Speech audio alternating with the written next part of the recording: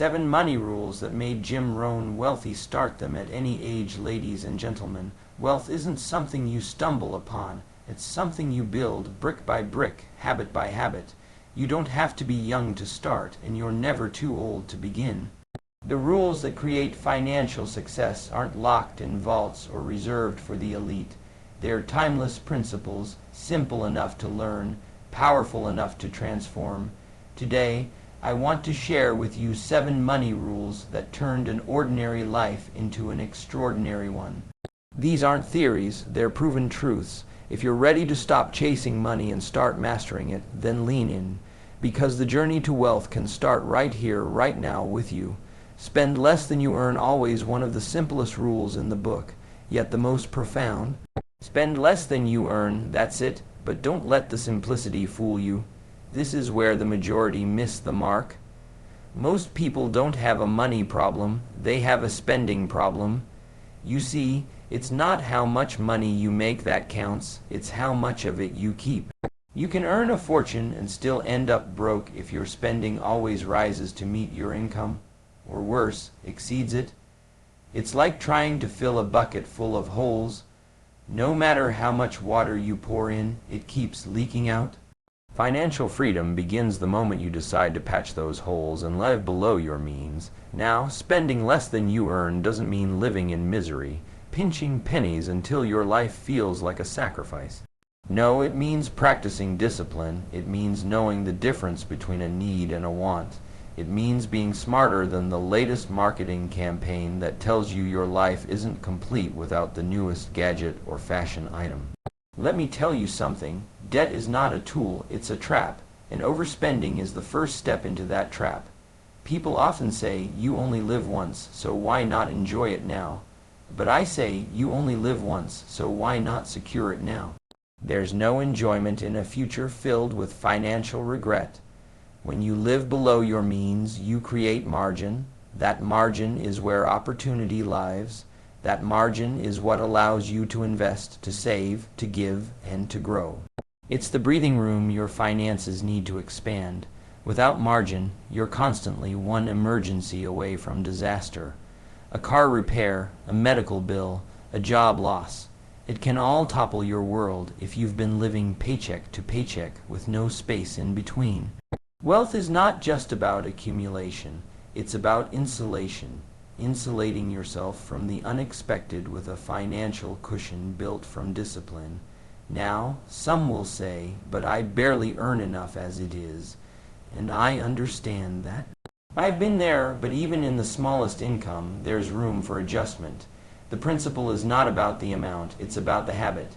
If you can save $1 from 10, you'll save 100 from 1,000, and 1,000 from 10,000. But if you can't save the dollar, you won't magically be able to save when you make more. It's a muscle. You build it by using it. Start with whatever you have. Track where your money goes. You'd be surprised how much of it vanishes into small, unconscious decisions. That daily coffee, the random online purchase, the impulse stop at the store, they add up more than most people realize. Awareness is the first step toward mastery.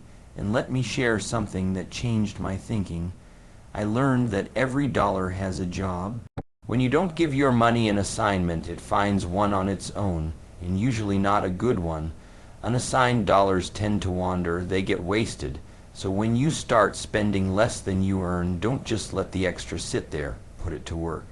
Build an emergency fund, start a savings account, begin investing, even if it's modest. Give generously. Every dollar saved is a dollar that can grow, and every dollar growing is a worker on your wealth building team. Don't spend your whole life being the only one working. Let your money help you. The truth is, financial peace doesn't come from how much you make. It comes from how you manage what you have. I've met janitors who retire wealthy and doctors who retire broke. Why? Because one followed the rule and the other ignored it. This rule doesn't require brilliance, it requires behavior, and the best part, you can start today. No special education needed, no age limit, no economic background required. Just a decision. a decision to stop letting your income be a revolving door and start making it a foundation. So let this first rule settle in. Spend less than you earn, always, not sometimes, not when it's convenient.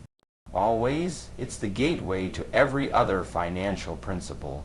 It builds your character, tests your discipline, and sets you apart. And here's the secret. When you start living on less, you start realizing how little you actually need to be content. That's when the chains start to fall off. That's when freedom begins, because real wealth isn't about things. It's about options, and the first option you gain is the power to say no. No to debt, no to stress, no to the rat race, and eventually, yes to the life you truly want. But it all starts with this one rule. Spend less than you earn. Make money work for you, not the other way around. There comes a time when a person must stop trading hours for dollars and start building a system where dollars work while they sleep. That's the real breakthrough. The moment you realize your job isn't your only source of wealth, it's just the beginning. You see, most people are trained to think like workers. Go to school, get a job, earn a paycheck, and repeat until retirement.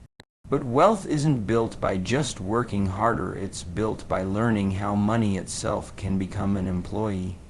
One that doesn't call in sick, doesn't take vacations, and doesn't clock out. That's the kind of worker you want? Your money, let me put it simply. If all you ever do is work for money, you'll always be limited by time. There are only 24 hours in a day. Even if you work 2 or 3 jobs, your energy eventually runs out. But money has no such limits. You can send it into the marketplace to earn interest, dividends, or profits while you focus on other things. It doesn't ask for weekends off, but it does require one thing: direction. Money doesn't grow just because you want it to. It grows because you tell it where to go, what to do, and how to behave. And the sooner you give it that job, the sooner it starts paying you back. This shift from working for money to making money work for you is where wealth begins. It might start small. A simple savings account, a basic investment in a retirement fund, or a side business. But what matters is that you begin. Because here's the reality: compound interest is one of the most powerful forces in the financial world, but it only works for those who start. It's not about how much you start with, it's about how long you stay in the game. Let time and discipline do their part. As the years go by, your money begins to duplicate itself, quietly, consistently. And before you know it, you've got assets, things that earn money for you without your constant effort. Now, not all money works the same way. There's lazy money, the kind sitting in your pocket or in a checking account doing nothing. Then there's active money, the kind invested in something that produces value: stocks, real estate, mutual funds, businesses. These are engines. You feed them money, and over time they begin to produce more. But just like planting a tree, you don't see results overnight. You water it, protect it, and let it grow. You don't dig it up every week to check the roots. You trust the process. That's how wealth is built, patiently and intentionally. But why don't more people do this? Because they're too busy working for money. They never stop long enough to think, what if I flip the roles? They get so caught up in the routine of earning and spending that they forget the real goal: freedom. And freedom doesn't come from earning more. It comes from earning differently. When your money starts making money, you buy back your time, and that's the ultimate currency. You can spend it with your family, use it to create, travel, serve, or simply rest. That's what financial independence is really about. And let's talk about mindset. Because before money can work for you, your mind has to work for you. If you believe wealth is for other people, or that investing is too risky or complicated, then you've already lost the battle. The truth is, you don't need to be a financial genius to make money work. You just need to learn the basics and stay consistent. Spend time understanding where your money goes, what it does, and how it can grow. Read books, listen to those who have done it before, and avoid the hype. Building wealth isn't flashy. It's steady, often boring, but incredibly effective. And don't forget, one of the most powerful ways to make money work for you is through ownership. Owning assets instead of renting everything. Owning your business instead of always being the employee. Owning your time, your schedule, your future. Ownership creates leverage, and leverage is how wealth multiplies. It's how one decision today can create a ripple that pays you back for decades. Some might say, but I don't have much to start with. That's fine. Neither did most people who became wealthy. The secret isn't in the amount, it's in the attitude. Start with what you have and grow from there. Set aside a portion of every dollar you earn, not just for saving, but for investing. Let that money grow roots and branches, and over time, you'll wake up to the beautiful sight of money coming in from places you planted long ago. That's not luck, that's intention. So remember this rule well. Make money work for you. Let it serve you, not enslave you. The goal isn't just a big paycheck, it's freedom. And freedom comes when your money learns to earn on your behalf. Trade hours if you must, but build something that pays you even when you stop. That's how wealth is created, not by constant hustle, but by wise systems. Let every dollar be a soldier in your army, sent out to bring back reinforcements. Because when money starts working for you, life starts working for you. Master the art of discipline. It's the bridge between goals and achievement. Discipline is the great separator, the invisible line that divides those who wish from those who win. If there's one habit that can change the trajectory of your life, both financially and personally, it's discipline, not talent, not luck. Discipline, the ability to do what needs to be done when it needs to be done, even when you don't feel like doing it. That's the cornerstone of wealth. You see, everyone wants to be rich. Everyone dreams of financial freedom, but not everyone is willing to make the daily decisions, the small sacrifices, and the consistent commitments that wealth demands. Because the truth is, money responds to discipline. Without it, even a fortune will vanish. With it, even a modest income can grow into something remarkable. Think of discipline as the steering wheel of your financial journey. You can have the nicest car, a powerful engine, a full tank, but if you don't have control over the wheel, you'll crash.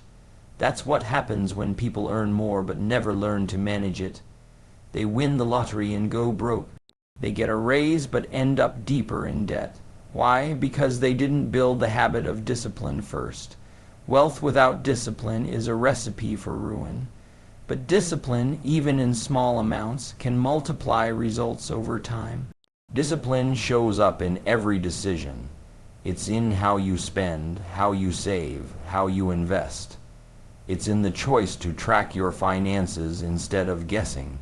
It's the decision to pack a lunch instead of eating out every day, to say no to the new gadget you don't need, to wait 24 hours before making an impulse purchase. It's resisting the buy now, pay later temptation and choosing to live within your means. Those little choices, repeated over time, build a foundation of control, and control is power, power over your future. People often confuse discipline with restriction, as if being disciplined means living a boring, joyless life. But that's not true. Discipline isn't punishment, it's preparation. It's you telling your future, I'm serious about you. It's setting boundaries not to limit your life, but to protect it. You don't tell a tree how tall to grow, but you protect its roots. That's what discipline does for your money. It protects your foundation. It keeps you grounded when everyone else is being swayed by marketing, peer pressure, or emotion. And in that space of stability, you grow. Let me tell you this, discipline is rarely convenient. It's almost always uncomfortable at first, but it's also temporary. You may have to delay pleasure, turn down opportunities, or make tough calls now. But that discomfort won't last forever. What will last is the reward, because here's the truth. Every disciplined act carries with it a future dividend. You invest a little control today, and years later, you receive a return in peace of mind, financial options, and independence. That's the trade. It's not just about money. It's about who you become in the process. Discipline shapes character, and character attracts success. Now, here's something important. Discipline is a skill, not a personality trait. You're not born with it. You build it. You train it like a muscle, and like any muscle, it starts small. You set a budget and stick to it for a week, then a month, then a year. You automate your savings so it happens before you even see the money. You track your expenses not because it's fun, but because it's wise. Over time, these actions become habits, and habits become your nature.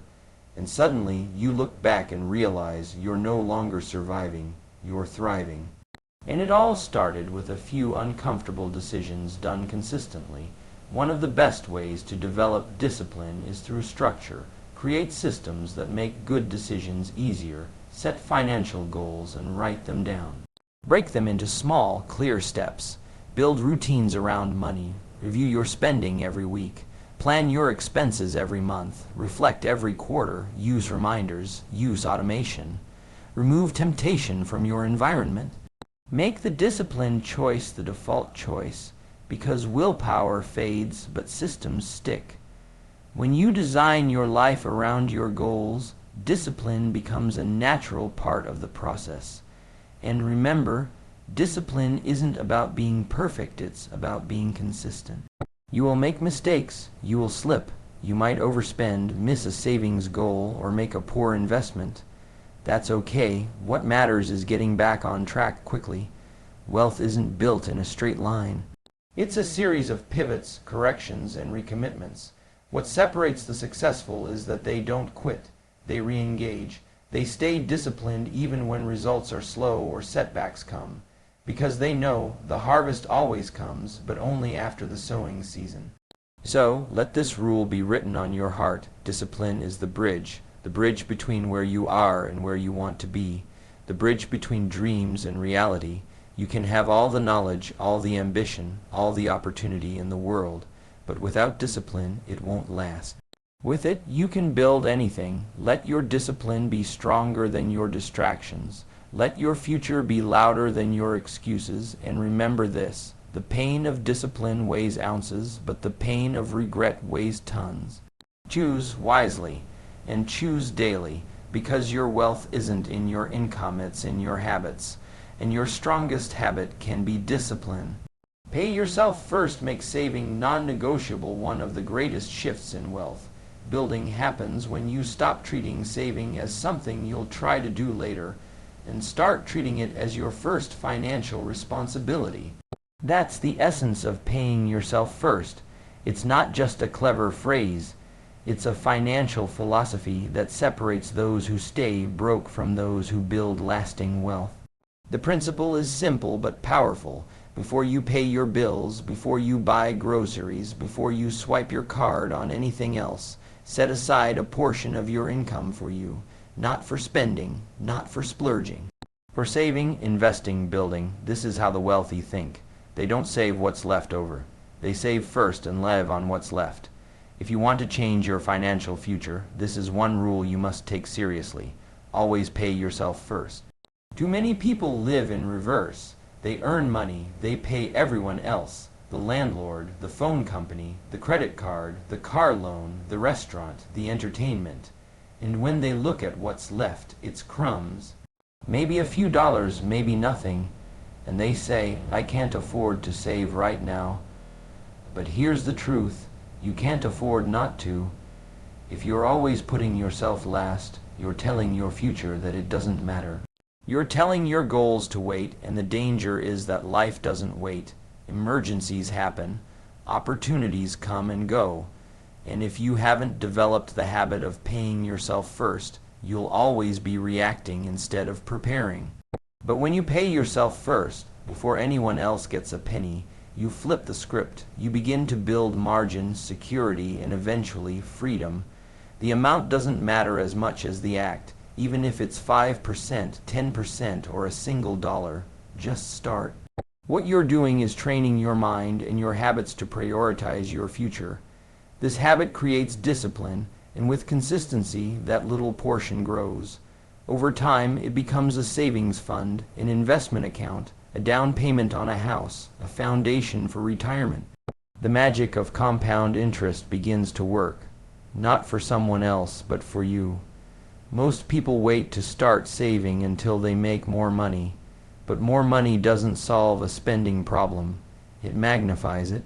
If you can't save when you make $500, you won't suddenly start when you make $500. It's not about the money, it's about the mindset. Pay yourself first, no matter what you earn. Do it until it becomes automatic, unquestioned, a non-negotiable part of how you handle money. Now, how do you make this rule work in the real world? The first step is to automate it. Don't leave it to willpower. Build it into your system. Set up a direct deposit or an automatic transfer so that a portion of your income goes straight into savings or investments before it even hits your checking account.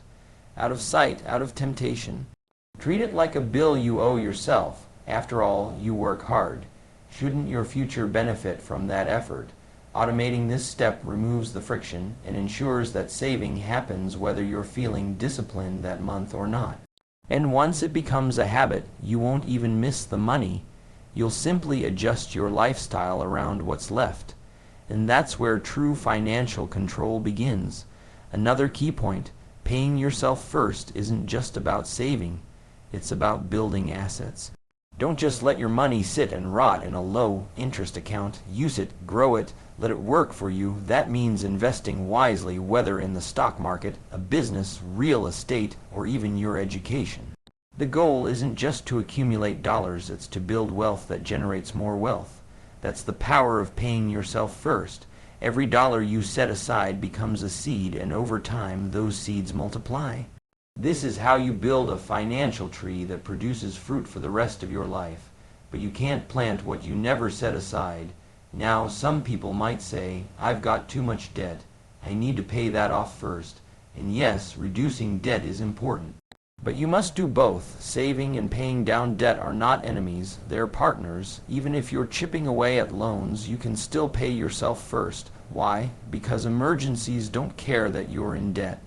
If your car breaks down, if you lose your job, if a medical bill shows up, having savings protects you from falling deeper into the debt trap.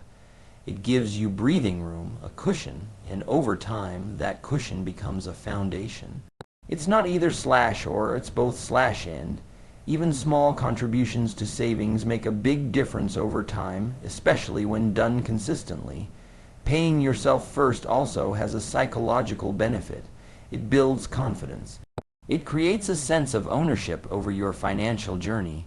When you see that savings account grow, when you watch your investments start to pay dividends, you feel empowered.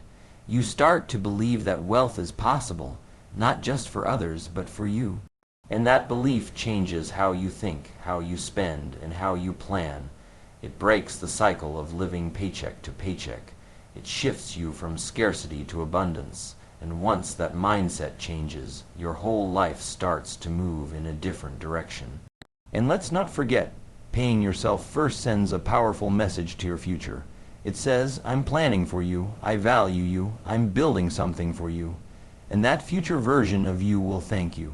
Thank you for not waiting. Thank you for choosing purpose over impulse. Thank you for having the courage to do what most people don't. Because let's face it, most people won't do this. They'll keep spending it all, telling themselves they'll save later.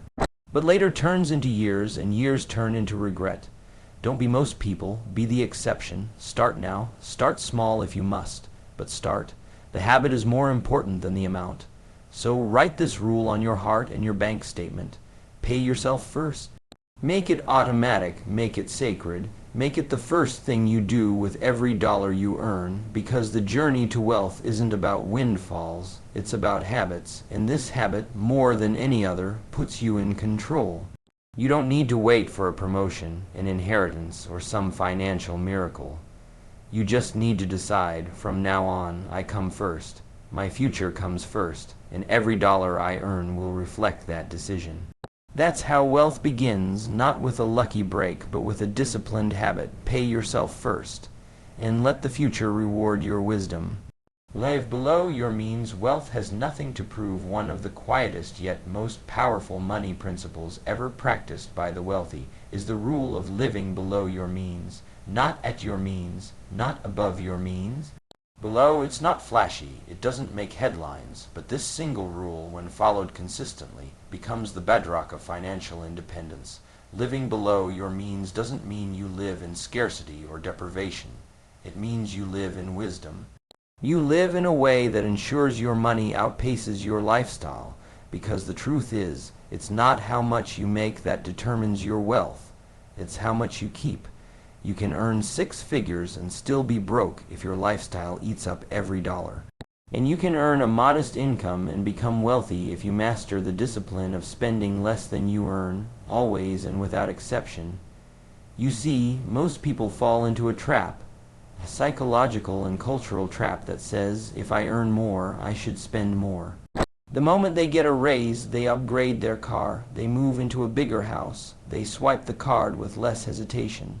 Their expenses expand to match their income, and before long, they're back in the same place, just with nicer stuff and bigger bills.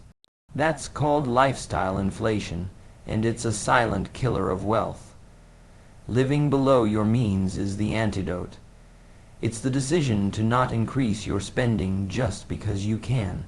It's choosing financial strength over image, freedom over fleeting pleasure, long-term gain over short-term applause. You don't need to prove anything to anyone, and the moment you realize that, you take back control. Now let's talk truth. In a world obsessed with looking rich, actually being rich requires humility. It means saying no when everyone else is saying yes. It means driving the older car a little longer. It means not keeping up with the neighbors, not buying into every trend, not living life according to someone else's expectations. Most people spend money to impress people they don't even like, to fit into a crowd that isn't paying their bills. But the wealthy, they're playing a different game. They're not chasing approval. They're building assets. They're not thinking about today's status. They're focused on tomorrow's options. Living below your means isn't a restriction. It's a strategy. One that gives you breathing room, margin, and the ability to seize opportunity when it comes. One of the most important concepts in personal finance is this: the gap between what you earn and what you spend is where wealth is created. That gap is your freedom fund. It's the space where saving happens, where investing begins, where choices expand. The wider that gap, the faster your progress, and living below your means is how you widen that gap. Every time you resist unnecessary spending, every time you choose value over vanity, every time you delay gratification, you are growing that gap, and over time it turns into savings, then investments, then assets, and eventually income streams that don't require your labor. That's what wealth is: freedom that pays you back day after day because you made the right choices when no one was watching. But here's the key: living below your means doesn't mean living below your dignity. It doesn't mean you never enjoy life, never travel, never treat yourself. It means you do those things intentionally, not impulsively. You plan for them, you save for them, you enjoy them without guilt or debt. It means understanding the difference between needs and wants, between value and status, between real joy and momentary excitement. The goal isn't to live cheap, it's to live smart, to align your spending with your values, not your ego, to create a life that's rich in meaning, not just appearances, because real wealth is quiet. It's not in the watch, the car, the clothes. It's in the bank, the investments, the options, and most of all, it's in the peace of mind that comes from knowing you're in control. Now, discipline plays a major role here, because the temptation to overspend is constant. The world is full of advertising designed to make you feel like you're missing out, that you need more, newer, better. But the wise know, if you always need more to feel enough, you'll never be free. You'll always be chasing, never arriving. Living below your means is the rebellion against that cycle. It's standing up and saying, what I have is enough for now, and what I'm building is more important than what I'm buying. That mindset creates strength. It keeps you grounded when others are drowning in debt. It gives you clarity when others are confused. And most importantly, it builds your future while others are just funding their present. Here's a powerful shift. Instead of asking, can I afford it? Ask, does this align with my goals? Just because you can swipe the card doesn't mean you should. Every dollar you spend is a decision. Vote for the life you're choosing to build. If you're serious about wealth, those decisions can't be made casually. They must be made intentionally. Living below your means gives you the space to do that. It gives you options, and options are the true luxury. The option to walk away from a job you don't love. The option to take time off. The option to help others, to invest, to say yes to the things that really matter. And let's not forget, this principle isn't just for people with financial struggles. It's for everyone. In fact, some of the world's wealthiest people live far below their means. Why? Because they understand that money is a tool, not a trophy. They don't need to show off. They're too busy building, and you can do the same. Whether you earn a little or a lot, the principle holds. Spend less than you make and invest the rest.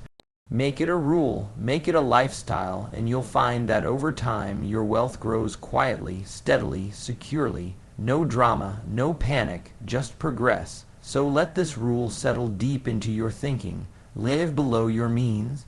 It's not about poverty, it's about power. It's not about sacrifice, it's about strategy. The less you need to spend to be happy, the freer you are.